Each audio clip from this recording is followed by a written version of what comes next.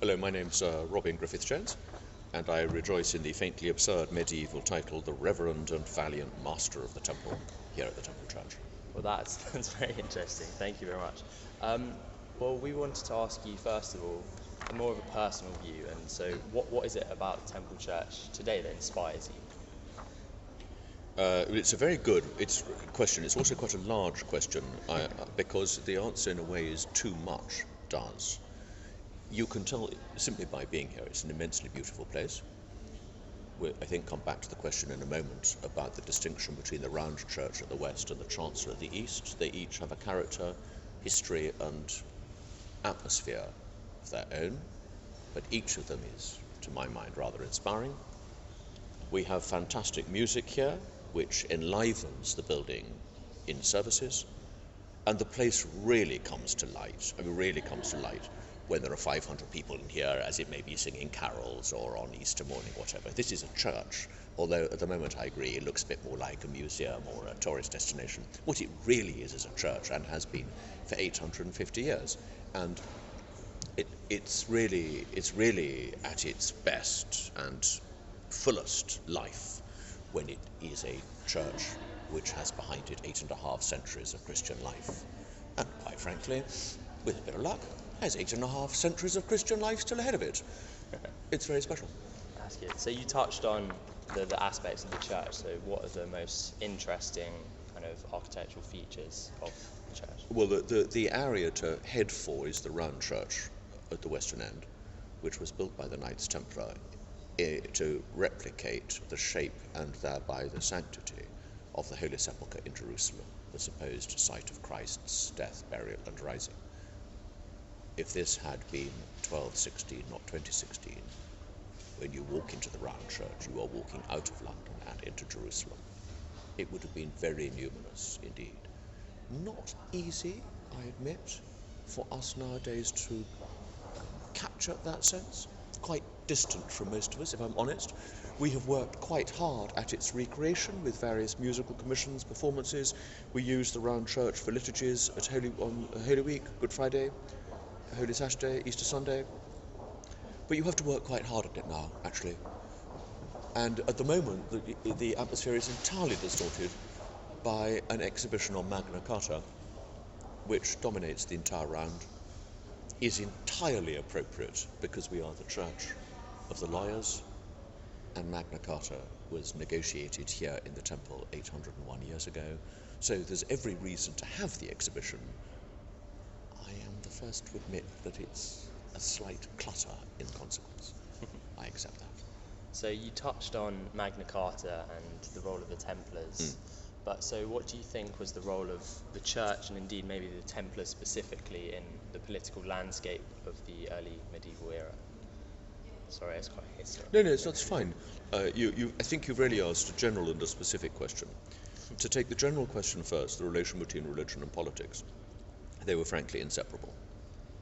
The distinction, of course you can make the distinction because there are different emphases, but to treat them as two separate silos would be a terrible mistake. This was perceived to be a Christian land. It was either under the blessing or the curse of God. It was quite important that it should remain under God's blessing.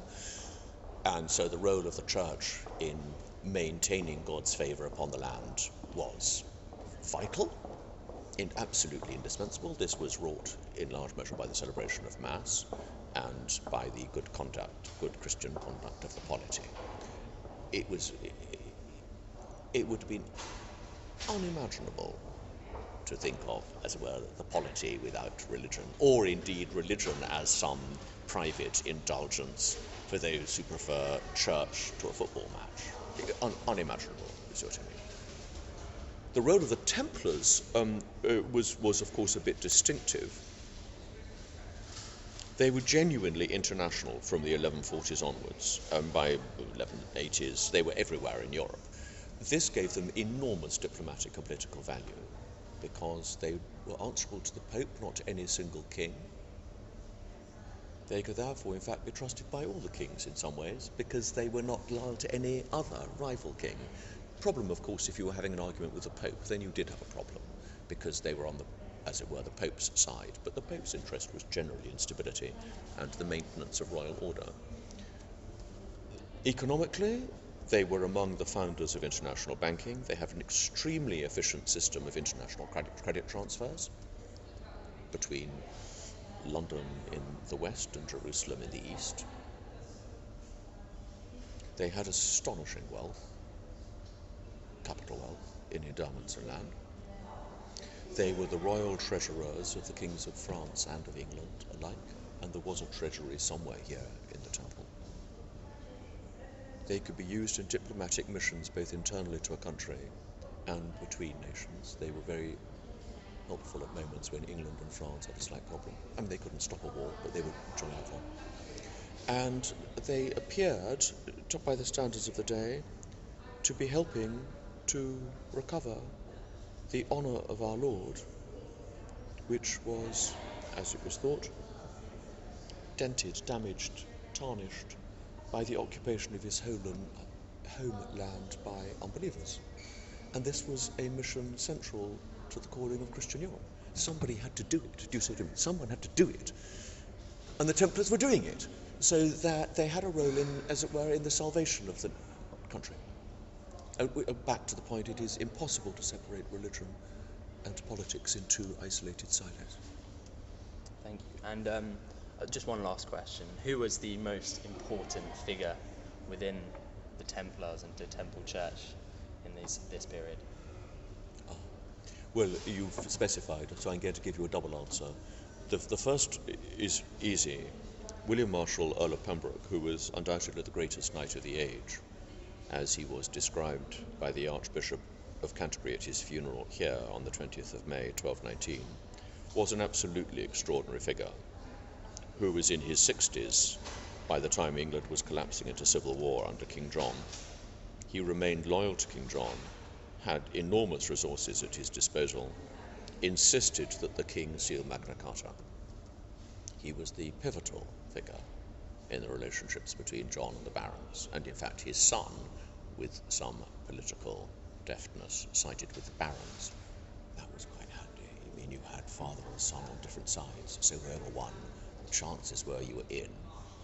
But he himself was conspicuously and famously loyal to a whole succession of kings who had treated him badly. He got the king to seal the charter. As you know, the charter was then annulled within 8 weeks by the Pope, but when John died, William Marshall became the regent to Henry III. He reissued Magna Carta under his own seal in 1216 and 1217, and so he secured the charter's future. He also sent the French packing at the Battle of Lincoln when he was 70. William Marshall was buried here, and his effigy still lies in the round church. He was a startling figure of extraordinary stature. Were you to go more modern, and I agree, you've refined your question. The other great figure here was my own predecessor, who is called Richard Hooker, who was the master here from 1585 to 91. But I think that who is the founding father of all Anglican theology. But I think that rather takes you out of your realm if your chief interest is the Middle Ages. Well, thank you very much, Reverend. You've been a great help. Does that answer some questions, I hope? Yes, it does, indeed.